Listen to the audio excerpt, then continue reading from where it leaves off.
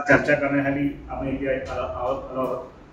येणाऱ्या जिल्हा परिषद निवडणूक असतील किंवा पंचायत समिती निवडणूक असतील किंवा ग्रामपंचायत कुठल्या निवडणुका असतील त्या सर्व निवडणुका लढवण्याचे आम्हाला वर्तमान आदेश आले आहेत।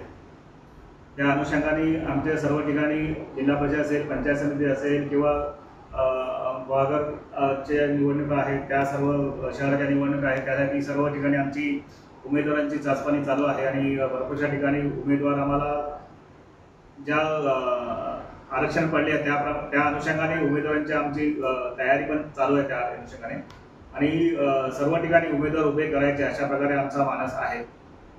काल तुम्हाला माहिती असेल की आपले आमदार भास्कर जाधव आमच्या ऑफिसला येऊन गेले। त्यांनी पण एक शब्द बोलले की आमची मनं जुळली आहेत, जरी आम्ही पेपरवरती एकत्र नसत तरी आमची मनं जुळलेली आहेत। त्या अनुषंगाने आमची उद्या त्यांच्यावर भेट आहे आणि त्याच्यामध्ये आम्ही विक्रांत जाधव हे जिल्हाध्यक्ष जाधव त्यांचा आम्ही सत्कार करणार आहोत आणि आमदार भास्कर जाधव यांचाही सत्कार करणार आहोत उद्या।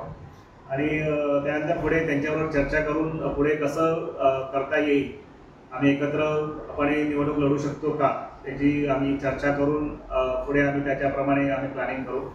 आणि